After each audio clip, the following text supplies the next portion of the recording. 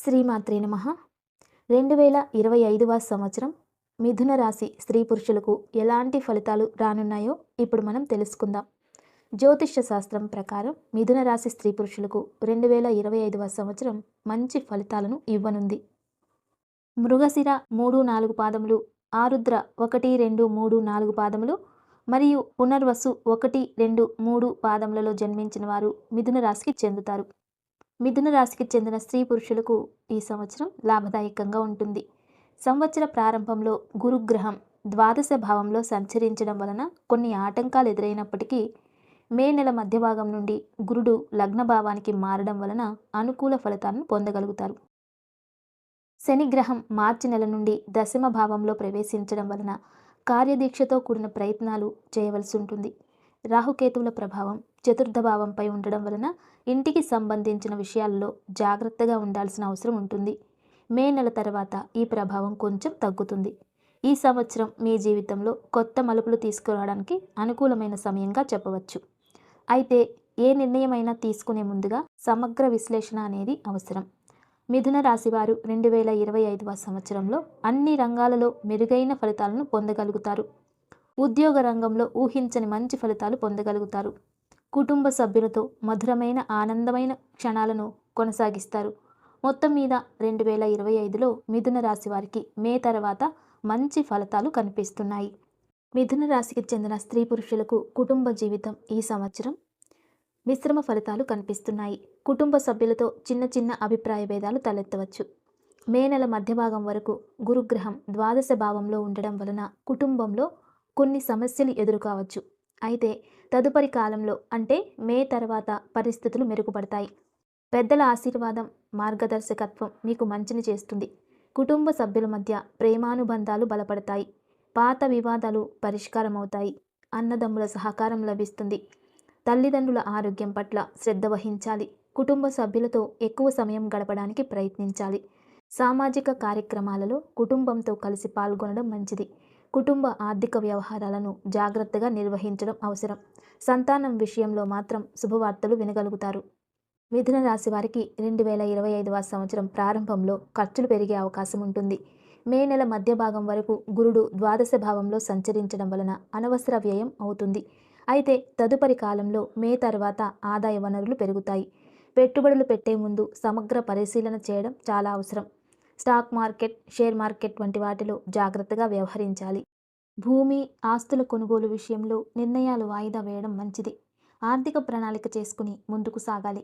పొదుపు చేయడానికి ప్రాధాన్యత ఇవ్వడం, కుటుంబ అవసరాలకు ప్రాధాన్యత ఇవ్వడం అవసరం. బ్యాంకు లావాదేవీలలో జాగ్రత్త అవసరం. మొత్తం మీద మిథున రాశి వారికి మే తర్వాత ఆర్థిక విషయాలలో ఊహించని ఫలితాలు కనిపిస్తున్నాయి. ఉద్యోగం, వృత్తి విషయాలలో ఈ సంవత్సరం ఏ విధంగా ఉండబోతోందో తెలుసుకుందాం. ఈ సంవత్సరంలో ఉద్యోగ రంగంలో ఉన్నవారికి మంచి ఫలితాలు కనిపిస్తున్నాయి. సంవత్సర ప్రారంభంలో కొన్ని సవాళ్లను ఎదుర్కోవలసి వచ్చినప్పటికీ మే నెల తర్వాత పరిస్థితులు మెరుగుపడతాయి. కొత్త ఉద్యోగ అవకాశాలు లభిస్తాయి. ప్రస్తుత ఉద్యోగంలో పదోన్నత అవకాశాలు కనిపిస్తున్నాయి. మార్చి నెల తర్వాత శని ప్రభావం వలన అధిక శ్రమ చేయవలసి ఉంటుంది. పై అధికారుల నుండి సహకారం పొందగలుగుతారు. సహోద్యోగులతో మంచి సంబంధాలు కొనసాగించాలి. కొత్త నైపుణ్యాలను అభివృద్ధి చేసుకోవడానికి ప్రయత్నించాలి. ఉద్యోగానికి సంబంధించిన శిక్షణా కార్యక్రమాలలో పాల్గొనడం అవసరం. ఉద్యోగ మార్పు గురించి ఆలోచిస్తున్నట్లయితే సమగ్ర విశ్లేషణ తర్వాతే నిర్ణయం తీసుకోండి. మిథున రాశి వారికి 2025వ సంవత్సరం వ్యాపార రంగంలో మంచి ఫలితాలను అందిస్తుంది. ప్రత్యేకించి విదేశీ వ్యాపారాలు చేస్తున్న వారికి లాభదాయకంగా ఉంటుంది. సంవత్సరం ప్రారంభం నుండి మే నెల మధ్య వరకు విదేశీ వ్యాపార అవకాశాలు మెరుగ్గా కనిపిస్తున్నాయి. కొత్త వ్యాపార భాగస్వాములు లభిస్తారు. వ్యాపార విస్తరణకు అనుకూల సమయంగా చెప్పవచ్చు. బుధగ్రహ అనుకూల స్థితిలో ఉండడం వలన వ్యాపార లావాదేవీలు సజావుగా సాగుతాయి. మార్చి నెల తర్వాత శని ప్రభావం వలన అధిక శ్రమ అవసరమవుతుంది. ఆర్థిక నిర్వహణలో జాగ్రత్త వహించడం మంచిది. వ్యాపార విస్తరణకు ముందు సమగ్ర అధ్యయనం చేయడం అవసరం.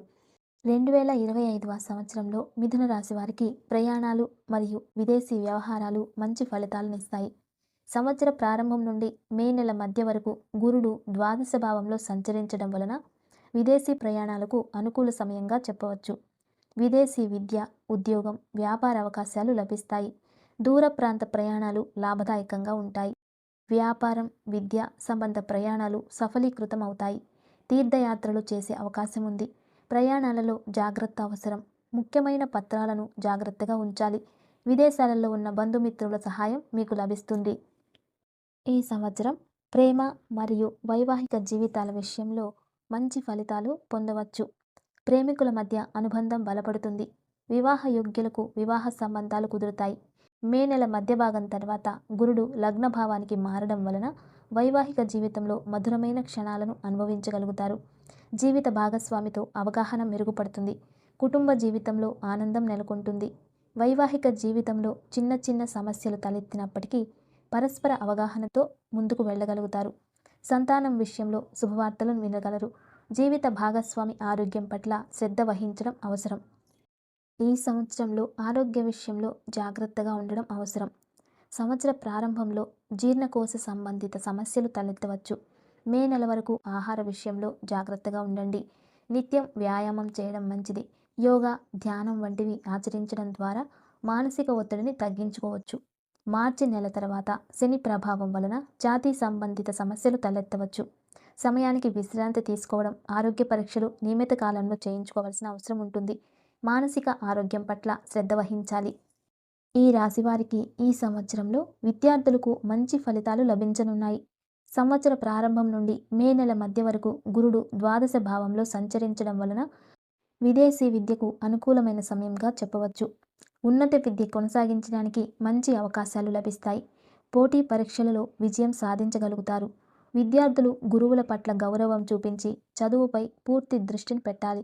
మే నెల మధ్య భాగం తర్వాత గురుడు లగ్న భావానికి మారడం వలన మేధస్సు వికసిస్తుంది. కొత్త భాషలు నేర్చుకోవడానికి అనుకూల సమయం. ఆన్లైన్ కోర్సులు చేయడం ద్వారా అదనపు నైపుణ్యాలను పెంపొందించుకోవచ్చు. విద్యార్థులు సమయ నిర్వహణపై శ్రద్ధ పెట్టడం అవసరం. అభ్యాస సమయంలో మొబైల్ ఫోన్ వాడకాన్ని తగ్గించండి. క్రమం తప్పకుండా చదువుకోవడం అలవాటు చేసుకోవడం వలన ఉత్తమ ఫలితాలను పొందవచ్చు. మిథున రాశి వారు పాటించవలసిన పరిహారాలు ఏమిటో ఇప్పుడు చూద్దాం. 2025వ సంవత్సరంలో మిథున రాశి వారు కొన్ని పరిహారాలను పాటించడం వలన శుభ ఫలితాలను పొందగలుగుతారు. ప్రతి శనివారం హనుమాన్ చాలీసా పారాయణం చేయడం మంచిది. బుధవారం రోజున దుర్గాదేవిని పూజించడం మంచి ఫలితాలను ఇస్తుంది. గురువారం రోజున పసుపు రంగు వస్త్రాలు ధరించడం శుభప్రదం. అలాగే గురు స్తోత్రం పఠించడం శుభప్రదం. నవగ్రహ స్తోత్రం పఠించడం శుభప్రదం. శివ పంచాక్షరి మంత్రాన్ని జపించాలి. తులసి మొక్కను పూజించడం ఉత్తమం. దక్షిణాభిముఖంగా నిద్రపోవడం మానుకోవాలి. సూర్య నమస్కారాలు ఆచరించాలి. శుక్రవారం రోజున లక్ష్మీదేవిని పూజించడం శుభ ఫలితాలను ఇస్తుంది. ఇలాంటి పరిహారాలను పాటించడం వలన నవగ్రహ దోషాలు తగ్గి శుభ ఫలితాలను పొందగలుగుతారు. అలాగే ఆరోగ్యం, మానసిక ప్రశాంతత మెరుగుపడుతుంది. కుటుంబంలో సుఖ సంతోషాలు వెల్లివిరుస్తాయి. వృత్తి, ఉద్యోగ, వ్యాపార రంగాలలో అభివృద్ధి సాధించగలుగుతారు.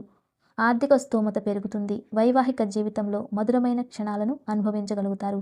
విద్యార్థులు మంచి ఫలితాలను పొందగలుగుతారు. శ్రీమాత్రే నమః. నమస్తే.